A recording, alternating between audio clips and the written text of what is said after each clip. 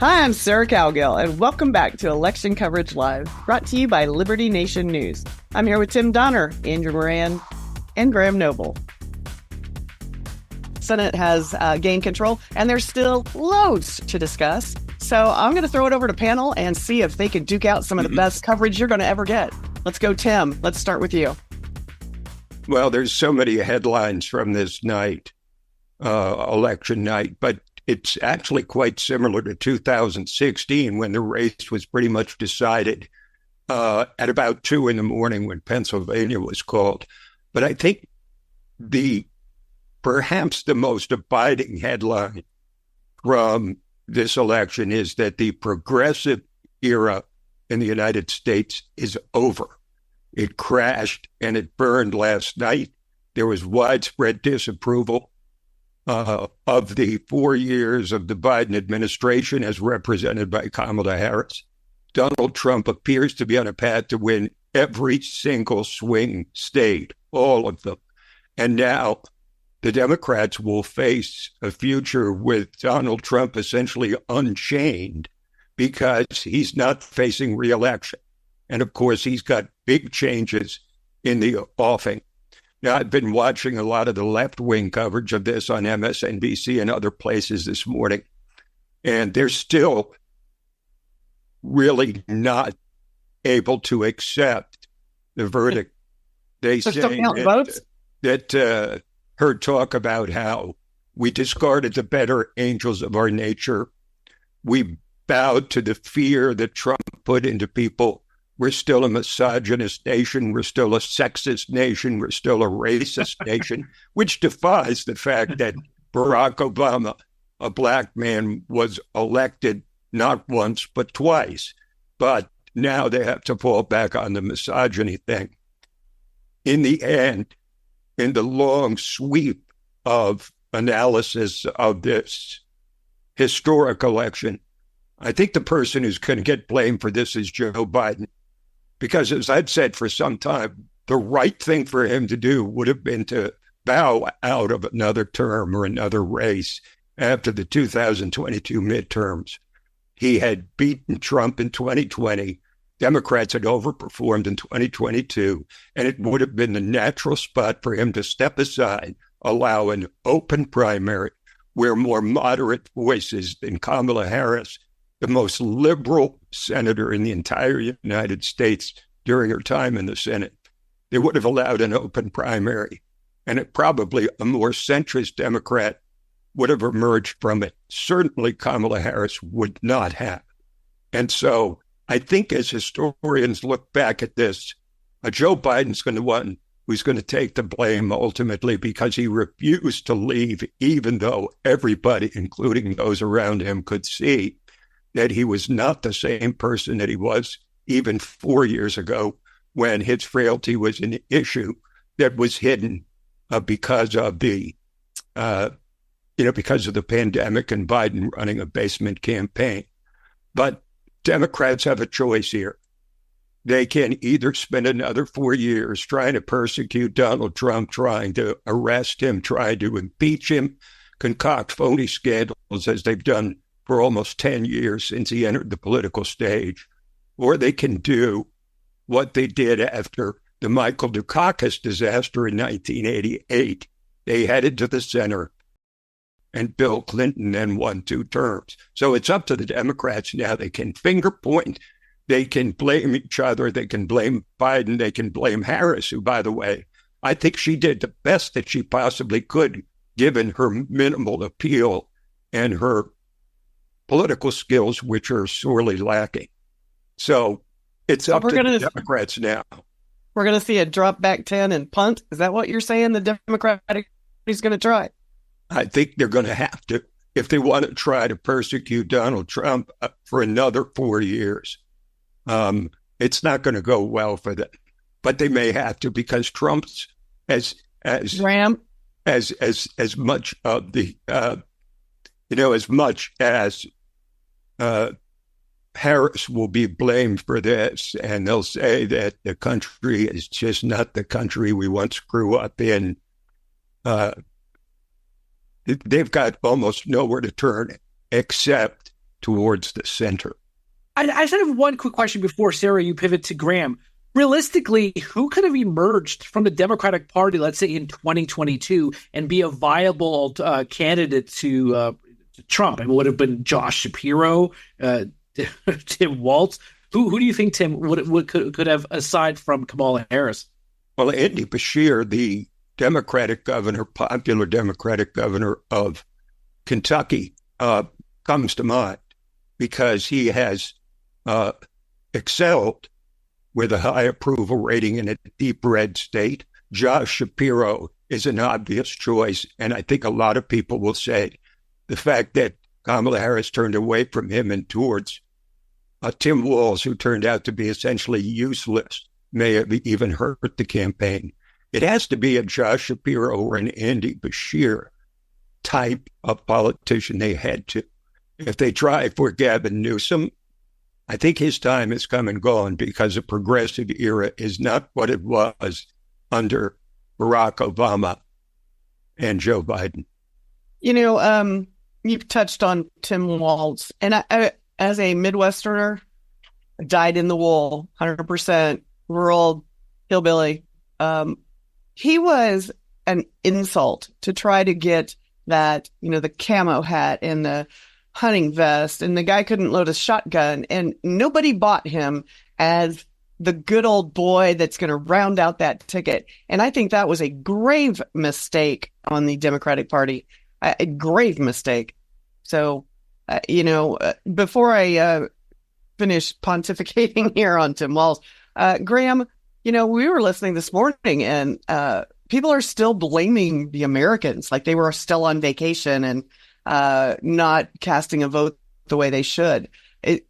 Are they still going to keep that up? Because that keeps throwing them into a tailspin. I think, I think one thing we've learned about the Democratic Party in general over the last 7 or 8 years is that they never learn from their mistakes. They don't seem to. They don't seem capable anymore of stepping back and saying, "Wow, what we're doing here, this narrative we're putting out, or this direction that we're going in, is really not too popular with the people, and maybe we need to." Kind of tack in a different direction here. They seem to be. They always double down on their worst tendencies, and so I find that incredible. So basically, if you're asking me if I think that they continue to blame the American people for this loss, yes, I think they will, because they don't have the courage to look in the mirror and say, what should we have done differently? What could we have done differently? No, they're always looking for someone else to blame. So they will blame. I've noticed a lot of left-wingers, and when I say, I'm going to say people of no consequence, which sounds a bit harsh, but I just mean like regular, people who spend all their time on social media and pontificate about their own political opinions. I noticed a lot of those people now are screaming that this election must have been rigged and it should be investigated, and which I find, after 2020, I find that kind of amusing, because I haven't seen that yet. But those people who dared suggest that there was something fishy about the 2020 results were roundly lambasted and told that they were a threat to democracy, and don't dare question an election, the result of a presidential election. And yet now on Twitter, there's a few people saying, how is this not being investigated? This result is so, it doesn't make sense. It couldn't have been the final result.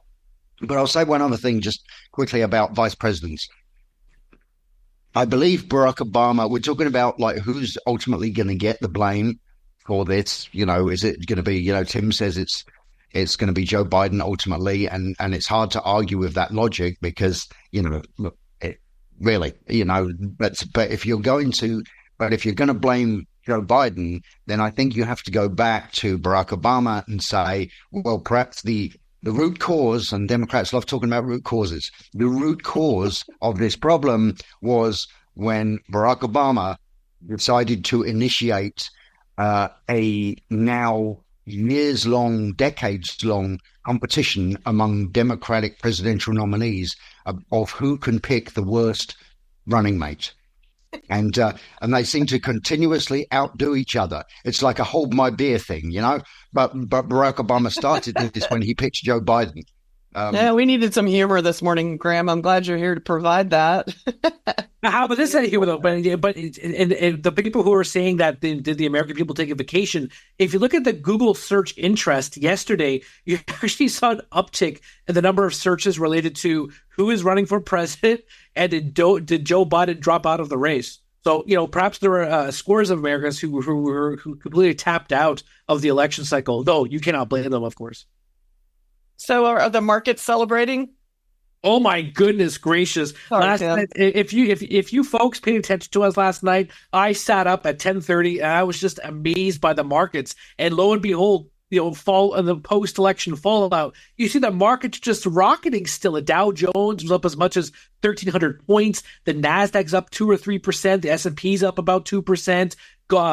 Oil prices were down big time on the expectation of the whole drill baby drill stuff. All the crypto assets were rocketing. Treasury yields were up, but I don't think Trump supporters are going to be happy for the reason why they were up, because of the expectation that because Trump wants to cut taxes across the board, he wants to extend the Trump era tax cuts, and whether or not he's going to engage in spending cuts remains to be seen. But the concern is that the government's not going to take enough revenue, therefore the government's going to be borrowing more, and with demand as abysmal as it is, at least domestically, then the treasury yields are going to go up to attract more investors to scoop up a 10-year yield, a 20-year treasury bond, whatever the case. So, but overall, the financial markets, wow. I mean, that's just it's called gangbusters, and maybe it's just retail, overreacting. But of course, the market's going to stabilize in the coming days. But just that immediate reaction was just really, as Tim has alluded to, just like 2016. Okay, so what does that mean for regular Joes like me, or Janes, or Julie's, or whoever? Well, since most Americans own stocks, I mean, that you just look at your brokerage account this morning, you'll see how it's gone up dramatically. I'm looking at mine, and I'm pretty pleased by the gains. Yeah, I don't have one of those. Anyway, Andrew's going to treat us all to an exotic dinner the next time we all get together. I'd say beyond burgers, Tim. Come on. To put this. How the Democrats are reacting, at least in the early stages together, I think 3 words come to mind in the finger point. It's called circular firing squad. Everybody's going to be blaming everybody else. Harris will blame Biden. Biden will be saying to insiders, see, I told you that I was the only one that could beat Donald Trump. But as I was pointing out yesterday in the run-up to getting some serious results, that we would find some real gold in the numbers from red and blue states, particularly blue.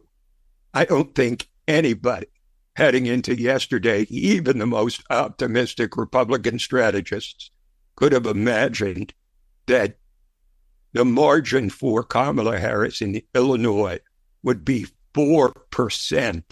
This is a state she should have won by 15 points or more. How about New Jersey?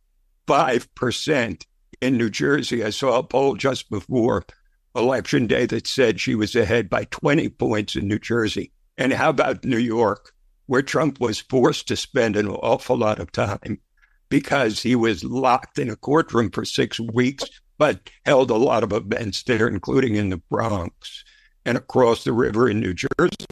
Apparently it made some difference. The margin in New York was 10%, and Biden won it by more than double that. So, right. And Democrats are losing Hispanics. They are bleeding Hispanic support. And I think there's also really, depending on who you listen to, probably a doubling of support for Trump among Black voters. So it'll beg the question for us to start pondering as to whether this historic election represents a realignment of the American electorate. I think it's also worth pointing out, there was a clip circulating on X this morning of CNN's John King and Jake Tapper, and they're looking at the electoral results, and they wanted to see how Kamala Harris performed compared to Joe Biden in 2020. And they hit a button, and it was blank. And they concluded that Kamala Harris did not completely underperformed Joe Biden in every single county. Now, perhaps that's been updated, but at the time of that clip, that is a huge result for the Democratic Party, a complete indictment of the candidacy of Kamala Harris. And, Graham has put out this theory before on C5, and I think a lot during last night's coverage too, that Joe Biden's going to look at this and is going to tell people, hey, I could have beaten Trump. I beat him before, and I could have beaten him again. And those numbers show that Joe Biden was perhaps a far more popular candidate than Kamala Harris this go around. Well, he couldn't. He had no gas left in the tank.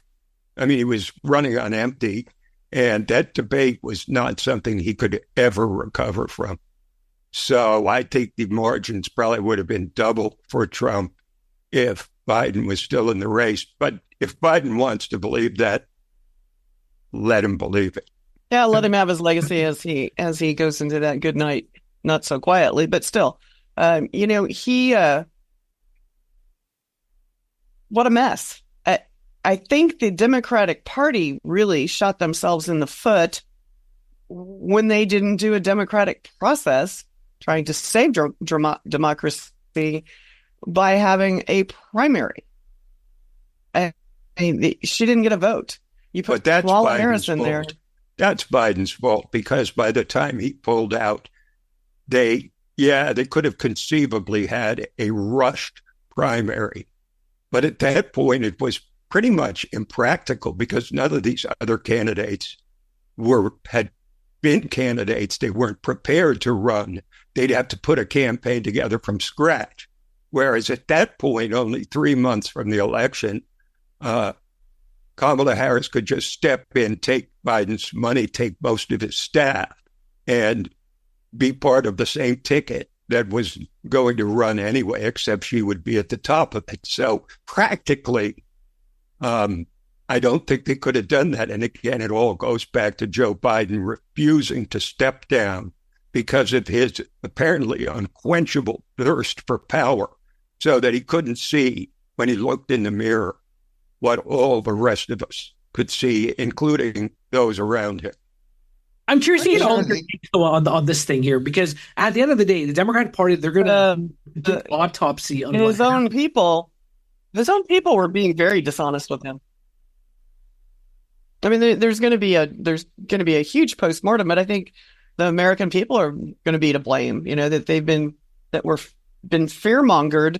The entire population has been fearmongered to death, and those voters that did cast a vote for Donald Trump or Republicans just were blinded. Well, also, when we're talking about the blame, I've seen a couple of ripples of this already, and I think it's going to turn possibly into maybe a tsunami is a bit overdramatic, but it's going to become a major thing, and that is the Democrats will never again trust the pollsters. Because one thing I noticed, and it became more and more clear to me as we drew closer and closer to Election Day, and it amazed me actually. It became more and more clear that so many Harris supporters, both members of the general public and celebrities and TV people like the View, the cast of the View and all those people, they genuinely. And also a lot of left-leaning journalists genuinely believed that Kamala Harris had this in the bag, and not only that she was going to win by a large margin. Some of them, there was a couple talking about on the news networks. A couple were talking about this is going to be a blowout. I mean, she's going to just demolish Trump, and I can't imagine why they thought that. And all I can think is that, that was a matter of them kind of reading something into polls, which to come to the defense of the pollsters themselves, that really wasn't in the polls, but somehow they were reading into it that because it was so close, somehow they read in from that actually Kamala was way ahead, and she was really going to win big time. And they are genuinely, so many people this morning are genuinely stunned genuinely stunned that she lost, and lost so big as well. And I've seen a couple of examples already. Anybody who reads the Des Moines Register is probably completely stunned. Well, that was outrageous. But I believe they are going to turn on the pollsters, and they're going to say, you led us to believe that this was close, and it wasn't even close. And we're never trusting you again. So I think the polling industry in general, it's been taking hits to its credibility, for the last few years. But this is going to be a big one. There's going to be a big one. You know what that means, Graham, though? That means that betting markets have been completely vindicated. Heading into the election, everyone said, oh, how could you trust the betting markets? It's being manipulated. You can't predict this. You can't predict that.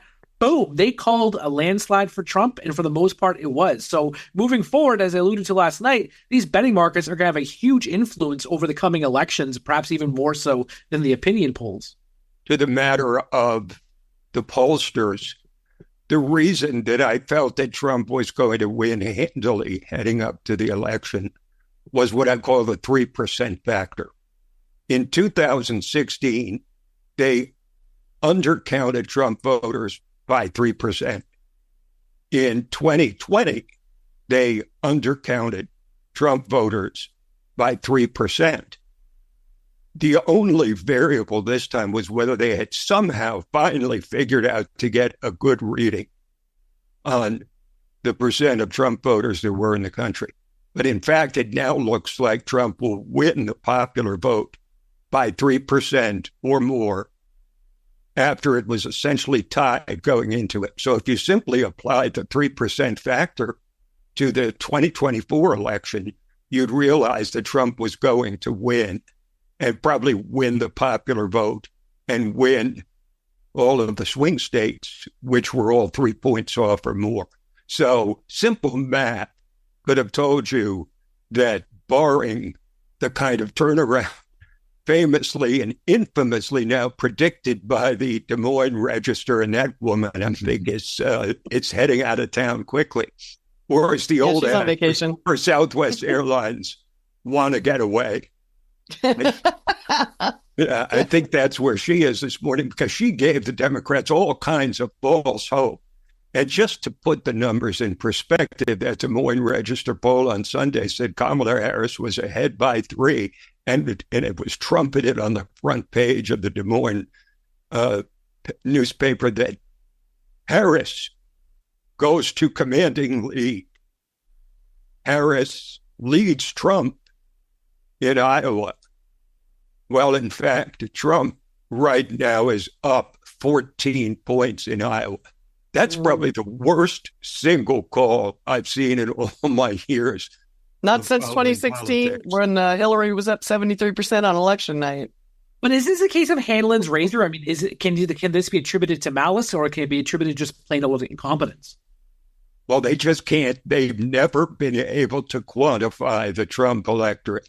They've never been able to track down all the people that are really going to vote for Trump, because famously, a lot of them say, I'm not going to talk to pollsters, or if I do, I'm going to give them a false answer. I'm going to play a head fake on them. But unlike almost any other candidate I've ever seen, Donald Trump was almost unpollable, to make a word, because this is 3 times now that they were 3 points off. Case closed. So what are we going to, Graham, what do you think we're going to see here in the near future? I mean, apparently Harris is supposed to speak tonight. Are they still holding out for some random path to get to the White House? I don't see, there's no way. It's not possible. So why are we waiting? It's a done. I mean, this is a done deal. This election is definitely over. If by some weird, inexplicable turn of events, Kamala ended up winning the states that still haven't been called, she's Trump is already over the finish line. So right. The election is over. But it's a matter of how big at this point. Right, exactly. That's the matter. It's a matter of how big a margin of victory he has in the Electoral College. And most people are still saying it's going to be 300 plus. Yes. But so why are they holding out? I literally think this is a matter of the Kamala Harris herself or her campaign are kind of knocking their heads together, wondering what she's going to say, how she's going to spin this loss after all of the kind of phony, kind of braggadocious way in which she and Tim Walz went around about campaigning, and so that's a tough one. It's a tough. I mean, this is a challenge to even the greatest political speechwriter of all time is going to have a hard time coming up with something that Kamala's going to say, and and then there's always the good chance, of course, that she loses the plot and goes into a word salad. And so, but she can read a teleprompter for the most part. So yeah, I just think fine there. I think right now her campaign people are probably just saying, how long can we put this off? Because it's going to be excruciatingly painful, and it's going to be tricky to save face and concede. And she's going to be conceding to literally Hitler. So that's a tough thing to do as well. Well, I think actually a key factor in all of this is whether Kamala Harris calls Donald Trump to concede and congratulate him on his victory. Now, that may seem like a small factor, but I think it's a big one because it signals where this Democratic Party is headed for the next 4 years. They're going to be in the minority in the Senate, and obviously they've lost the White House. The House is still up for grabs, and Democrats are actually overperforming in several of those races. So still that's up for grabs. But I would suspect that the Harris campaign is consulting with the power brokers of the party, Obama, Clinton, both Clintons, Nancy Pelosi, Hakeem Jeffries, and the like, and trying to determine how gracious she should be and whether she should acknowledge her defeat and congratulate Donald Trump, or just change the subject quickly and talk about the country still racist, sexist, misogynist, or better angels have disappeared, all this kind of stuff. I don't think she's going to do that. But I think the degree to which she is gracious or at a minimum courteous to the winner, the clear winner of the election, will tell you a lot what the Democrat thinking is now. That might get a long way. Yeah. Tim, I'm curious. Do you think this is the end of Harris, or are you going to see her again in a few years? I think this is the end of her. I think the end of her was really her crash and burn campaign for president in 2019. She had more money than anybody else except maybe Biden. And she couldn't even make it to the starting line in a well-funded campaign that was ballyhooed widely. This black woman, she's the next big thing. She's the next Barack Obama. And she's proven beyond all doubt that she's nowhere near that. And they have too many other more center-appealing Democrats like Andy Beshear of Kentucky or Josh Shapiro of Pennsylvania, two very popular governors. So, if Gavin Newsom, I think what happens with Gavin Newsom will tell us quite a bit as we move forward, whether Newsom thinks that his candidacy from the most far left state in the country, when the progressive era has just been handed, really, they've been shown the door by the American people. Is he going to try to revive the progressive era? I would suggest that would be a losing strategy, that they're going to do what they did when Bill Clinton came to power, which is head to the center and say things like, I want abortion to be safe, legal, and rare, instead of worshiping at the altar of abortion, which is what the party has come to. Although I do find it interesting, too, on that note, that abortion referenda turned out very well for Democrats, and the number of people who evidently voted for Trump and also voted for liberalizing reproductive freedom, as they put it, or reproductive rights, That's quite startling. It's quite a contrast. A number of people that voted for president one way and voted for the abortion initiatives in various states the other way. I think maybe that's indicative of the fact that, and I've been kind of thinking this to myself throughout this campaign, is that a lot of, like, for instance, in 2008, at lesser extent in 2012, but in 2008, there were a lot of people who, generally speaking, will vote Republican most of the time, and they voted for Barack Obama in 2008. And I think this time around, I think there was probably from a Democratic Party perspective, there was, I think, a disturbingly large number of people who normally vote Democrat who actually pulled the lever for Trump this time around. And but those people are still going to vote for things like more kind of a loosening of abortion restrictions and that. They're still going to go on that because they believe that stuff. But, secretly they went into that polling booth and without telling, any of their friends or family, they checked that box for Trump, I think. Well, in 2016, there were 200 counties that voted for Obama twice and then voted for Trump.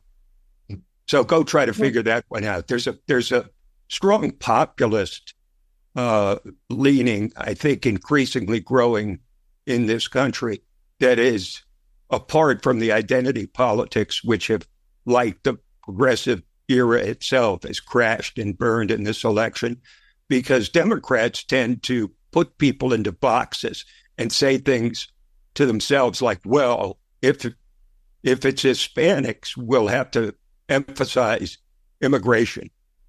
If it's blacks, we're going to talk about how racist Trump is. Whereas the Republicans tend to say, well, whether you're white, black, Hispanic, Asian, or whatever, you're an American first. And you have I think that have to buy groceries and pump gas and heat your home the same as everybody else. The Republican Party tends to treat everybody as capable and not victims of anything. And it's like, hey, grab a shovel. We're digging a ditch here, versus the Democratic Party, who says, hey, put the shovel down. We've treated you like crap for years, so we're going to do the ditch for you.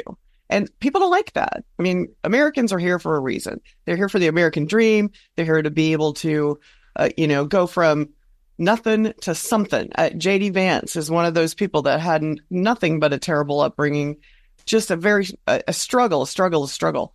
And yet he is now the vice president-elect. So it goes to show that kind of anybody, if you put your heart to it, if that's your American spirit. And Americans don't like being treated like victims. Trump, one thing that Trump emphasizes a lot, or he has emphasized a lot, including in his victory speech, was explaining how the Republican Party, or at least his movement, was an inclusive one. It was a big tent movement because you had a diverse array of thoughts and different ethnicities. You had, Tulsi Gabbard, RFK, Elon Musk. So you have, a huge, wide array of opinions, as opposed to the other side of the equation, where I think it's, as Tim alluded to, it's just this obsession with abortion, and that was the number one issue, and then forget about everything else. And then you see, I saw an interesting chart this morning comparing the votes between the two parties over the last few election cycles. And you see, aside from 2020, how the blue vote has been pretty much flat. And then you see gradually over the years, the GOP has been increasing its popular vote tally. And that perhaps has to do with this whole Trump initiative of being inclusive and adding more to the tent, as opposed to being closed-minded on one issue. Well, let's also remember, this is important, that Donald Trump will be the first Republican in 20 years to win the popular vote for the presidency. And when you have a popular vote margin like his now is at about 5 million, I mean, he's about 3.5 points up in the popular vote. When you have the popular vote as well as the Electoral College, and you own the White House, and you control the Senate for at least 2 years, and they may also control the House, that is a That is a mandate. And no one can say, like the first time Trump won, that it was a fluke. The election was stolen. The Russians fixed the election. He lost the popular vote. It was a black swan event. They can no longer say that. They can no longer claim that there's not a clear mandate for Donald Trump to do exactly what he's promised to do in this, his third campaign for president. So we're saying that the Russians weren't involved, or sorry, to be determined. I had to bring in the Russians somehow. Come on, Sarah, to be determined. Yeah, go ahead. So, Sarah, I have a question for you, because you've been around politics, you've been around campaigns. When the I'm old, Andrew. Thanks.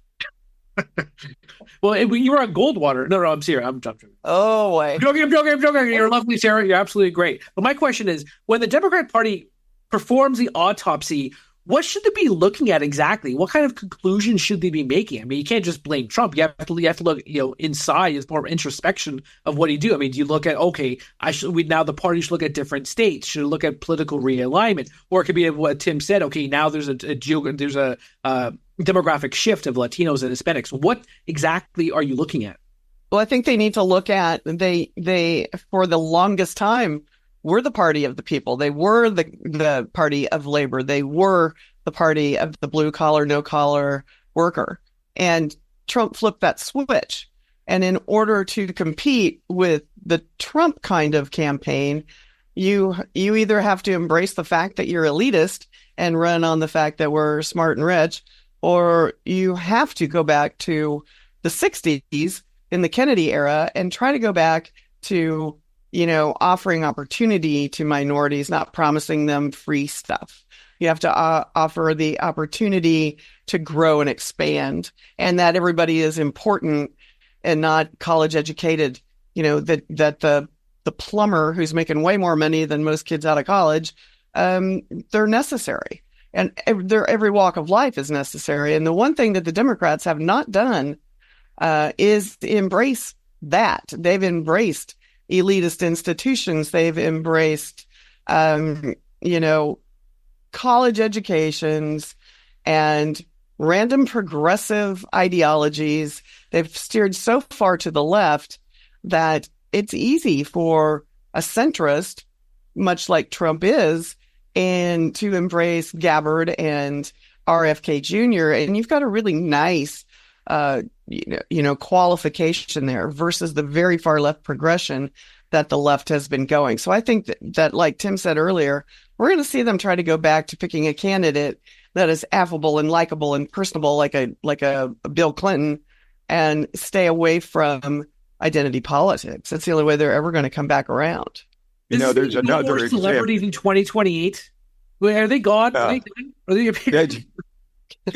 I mean, Harris never learned the lesson of Hillary Clinton, who held that huge, massive rally in Philadelphia the night before the 2016 election, with every left-wing celebrity, Hollywood type, and politician in the country, and it did her absolutely no good. Let me add one more example of what the Democrats did, because Republicans would be making a big mistake here if they believed that because Trump has won twice, they're going to win the presidency for as far as the eye can see. Both parties have made that mistake before. But I mentioned about after 1988, when Dukakis was thrashed by a person who most thought was a pretty weak candidate himself, in George H.W. Bush, who was elected essentially to the third term of Ronald Reagan's presidency. But look at 1972. In that election, Richard Nixon, who was not terribly popular, certainly not personally, won 49 states against George McGovern, who was the most far-left candidate we've ever seen until Kamala Harris came along. Well, it was 4 years later that a guy named Jimmy Carter came along and tacked heavily to the center, said, "You can trust me. I'll never lie to you. Watergate is over. We're entering an era of honesty and integrity." And Jimmy Carter won. Now, he lost for re-election because he was a failed president. But the point is that there's twice within the last 50 years that the Democrats have suffered a stinging defeat and turned immediately to the center. All they have to do is look at their own history to see that that is their pathway forward. And yet, that wasn't their pathway forward. Do we not learn from history? I mean, if not, we're bound to repeat it, right? Well, and that's what the Democratic Party has continued to do. They go far left. They go, oops, sorry, we heard you, America. They come all the way back towards the center, and then it trickles right back in again. And I'm sure the Republican Party is the exact same way. You go a little too far right, people start worrying about you. They start writing things like, the 2025 plan that everybody was freaked out about and trying to promote as a Trump plan, and that didn't work. I mean, it just didn't work. And just seems to me that this country is very, very central. They like a little bit of both. They like a little social liberalism. They like a little conservative financial people in charge. Most people like less government, more freedoms. What's the goal here? What is the goal of the Democratic Party to keep putting this kind of policy up? Well, I don't think they'll continue to do that. Graham, go. But I was going to say what's going to be interesting about this is that, okay, the dreaded, the hated Donald Trump, Orange Man Bad, is now going back to the White House. But here's the thing, whatever happens, he's only got 4 years, despite the fact that there are some people on the left who are saying, oh, he's never going to leave the White House now. It's like, that's not how the system works in this country. Okay, right. You can't just do that. So he's going to be out of there in 4 years, and that's it. He's done. That's it. That's his days in the political. Well, he might still be kind of a mover and shaker within the Republican movements, but he's not going to be holding an elective office again after 2028, after January of 2029, in fact. I think he's preparing people to take over. Right, yeah, but here's the thing. It's him himself. It's very much, the Democrats have focused, and the left in general, I shouldn't say just say the Democrats, I should say the left in general have focused so much hatred, like hysterical, irrational hatred upon this one guy. So what do they do now? Do they persecute him for the next 4 years and impeach him for sneezing and all this kind of stuff? Or do they actually say, you know what? We only have to put up with this guy for 4 years, so let's not do that. Let's take a different direction. And what's going to determine that is whether, and Tim says basically the progressive era is kind of over, really, and I cannot disagree with that. However, do the progressives within the Democrat Party, kind of within the Democrat movement, do they step aside, or can they be kind of nudged aside? Or do they kind of double down on their ridiculous policies and kind of go even more over the top? And so it's like, are they gonna go after Trump? Is Trump derangement syndrome going to be an even worse problem now than it was last time Trump was in the White House? Or are they just going to forget about it and go, all we need to do is get through this 4 years and let's focus on making sure that we replace Trump with someone on our side? And that's going to be, and I can't predict which way that's going to go, but I think it's like almost a 50-50 shot.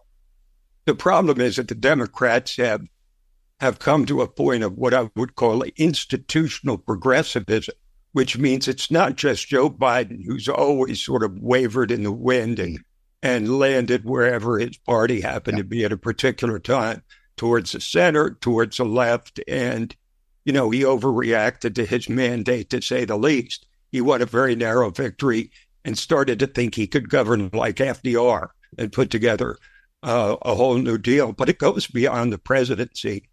You see from the two Democrats who left from their Senate majority, Joe Manchin and Kyrsten Sinema, that both of them were basically booted out of the party, essentially because they were moderate. And so what you've got left in the Democrats, and they may only have 45, 46 Senate seats, are primarily hard left senators. So there has to be an institutional change here for Democrats to, to succeed in ridding themselves of diversity, equity, and inclusion, defund the police, and essentially all the woke stuff that has dominated the Democratic Party basically ever since the George Floyd affair. And they've not been able to rid themselves of that. But now you're starting to see that they understand that they have to take their foot off the gas with all of this progressive stuff that's very threatening to a majority of Americans. Well, the word you're looking for, Tim, is systemic. They are suffering from systemic progressivism. They love that word, so I'm going to well use it. Stated. Well stated. And the thing is, can they? And that's the thing. Can they actually root it out? And I think obviously there'll be a lot of people in the Democratic Party for the reasons you've stated who will try to root it out. I'm interested to see how successful they will be and whether they can do it in time for the 2028 general election. Well, I'd like to point something out here. In 2016, the Democratic Party, basically threw Bernie Sanders to the curb because he was way too left radical, and put Hillary in there as a moderate Democrat-ish, and lost to Trump. But here we are in 2024, and Bernie Sanders is a dream candidate compared to the Harris candidate of progressive. Did they not see that wasn't going to work back then? Are they still marching to that too? Well, I think what Bernie Sanders had going for him was authenticity. And, there were a lot of people in 2016 that when Bernie was shown the door in the Democratic primary, they switched over to Trump because it was a not totally dissimilar populism. And that is the issue of authenticity, that they whether they agree with everything that he says or not, and certainly they don't with Trump and they don't with Sanders. They respect the fact that what you see is what you get, that there's some substance there, whereas someone like Kamala Harris with her word salads and a serial evasion of any sort of difficult question or answer, I think the fact that she just appeared to be a fabricated candidate who was told what to say and not to say anything to offend anybody, people could see through that. And they did this time.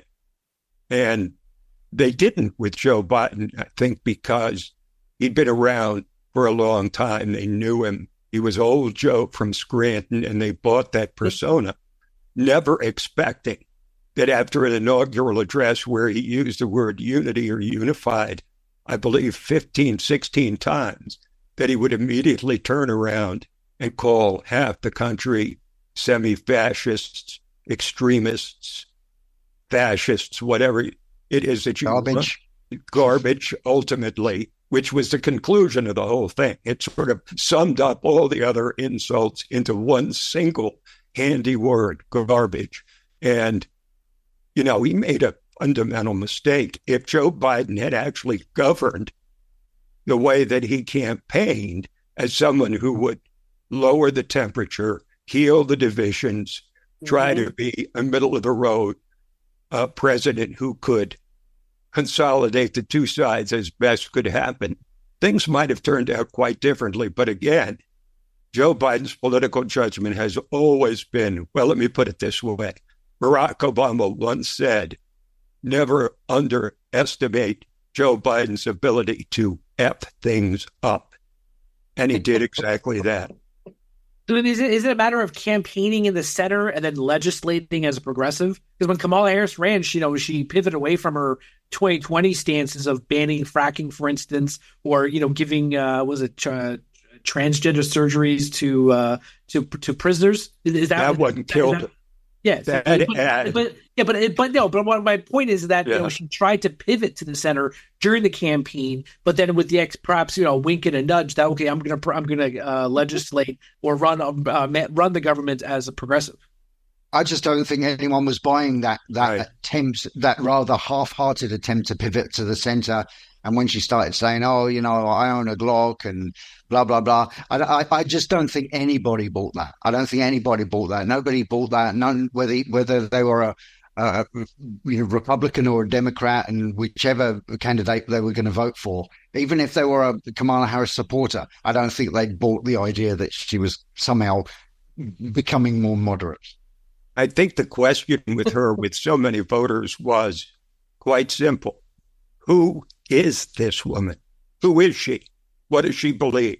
What does she stand for? She stood for one set of beliefs 4 years ago, and now she's trying to claim that she no longer believes in the things she believed in so heavily 4 years ago, which is already a warning sign to voters. But you could tell, by the way, that she answered certain questions. For example, on fracking, she was asked, well, in 2019, you're caught on camera saying, "Oh, I'm definitely in favor of banning fracking."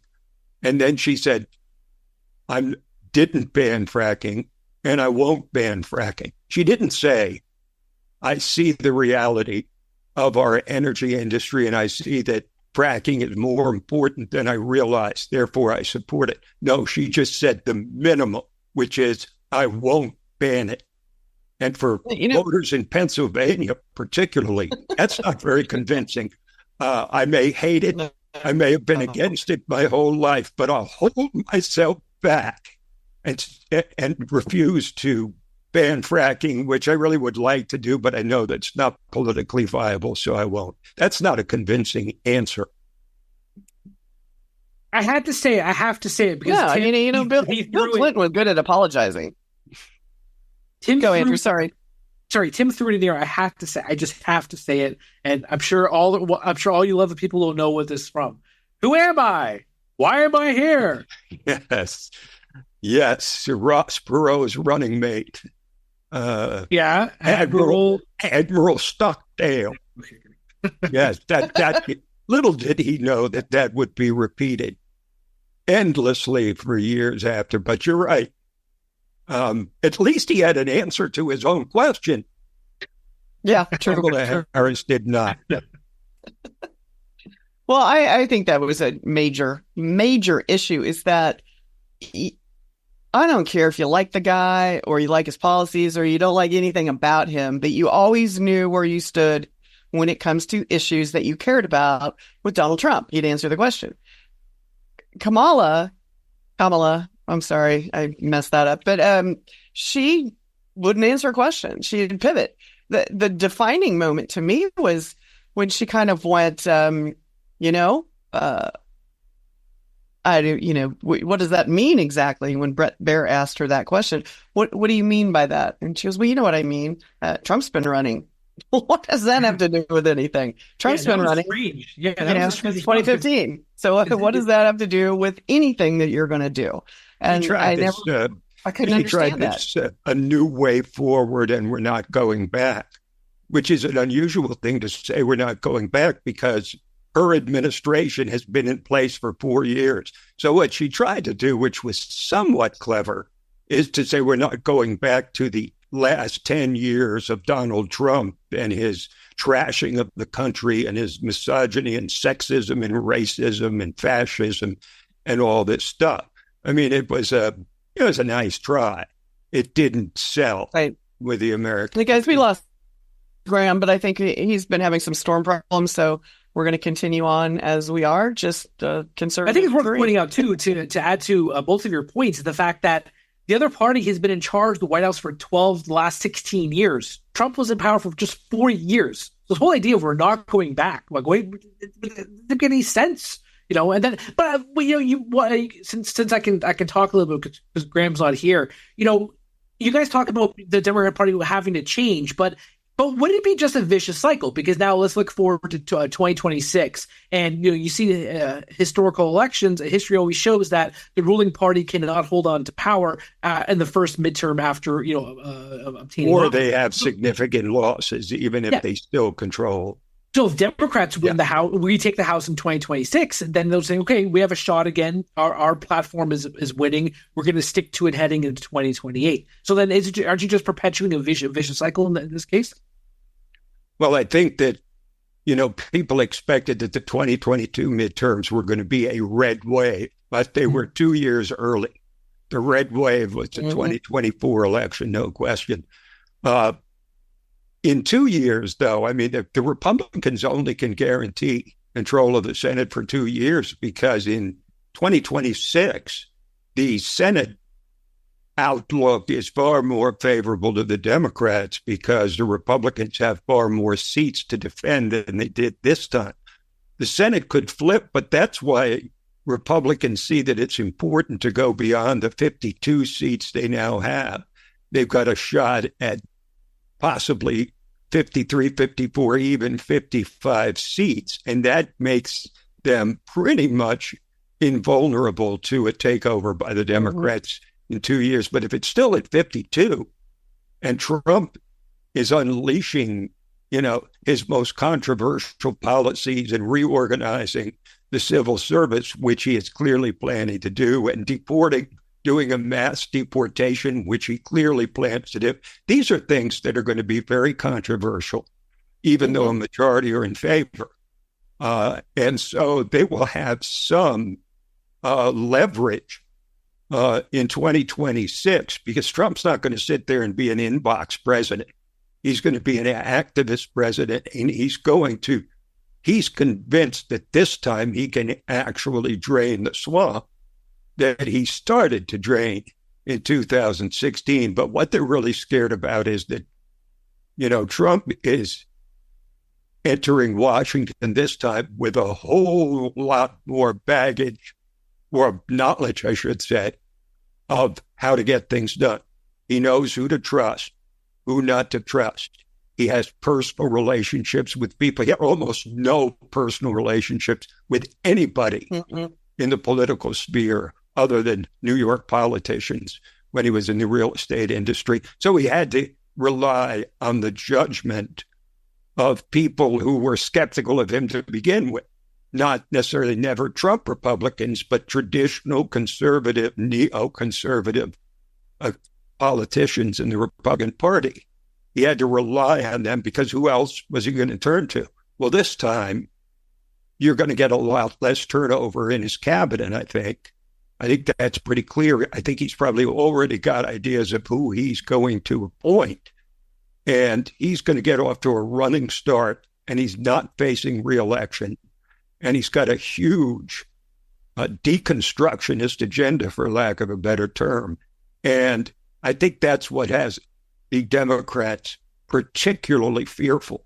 I think the last time they thought they could roll this guy because he was a novice, he came into D.C. with little to no support. And he had to put the only senator that supported him, Jeff Sessions, in as attorney general because he's the only one he could kind of trust. And of course, that didn't go well. And he had several appointments to agencies and to cabinet positions that he had to fire them or they left because they didn't like his style. And, the General Kellys of the world who basically said he was a fascist in an attempt to influence the election over the last couple of weeks. Well, whether Trump is or not, General John Kelly is a disgruntled ex-employee who got fired by Donald Trump. So how much do you trust the judgment of someone who got fired and was to some degree humiliated by it? You can't trust that judgment. So this time, Trump has a much better idea of who to appoint and how to get things done. Since we're wrapping up, there's one thing I want to say that bothered me. Tim made a comment saying how Nixon wasn't personable. Now, I know the Nixon Foundation is probably watching us, so I'm going to say that I would have loved to have a coffee with Richard Nixon, having a nice conversation. That's very personable. Although I disagree with his presidency, but I think he would have been a great person to have a conversation. Well, I think that's it for. Well, no, I got to respond to that before we leave. Went back in the Wayback Machine without going into the details. I happen to know Richard Nixon personally and liked him a great deal. However, the country as a whole, remember, the elite media was attacking Richard Nixon long before they went after Reagan and Bush and Trump. And, you know, because he had a look that made him, in the eyes of a lot of people, to appear untrustworthy. I'm just saying that when it came to his personal appeal, he was not Bill Clinton. He was not Barack Obama. He was not John F. Kennedy. And he was the handsomest president in U.S. history, Richard Nixon. I got to disagree with him. Well, that's it for our special live election coverage. Check out our other shows and segments on your favorite video platform, YouTube, Vimeo, Rumble. We're on them all. As well, Liberty Nation News has its own Roku channel where you can see all of our TV productions. Now, Liberty Nation does not endorse candidates, campaigns, or legislation, and this presentation is no endorsement. I'm your host, Sarah Cowgill. Thanks for joining us today for Free Thinking, Free Speech, LibertyNation.com.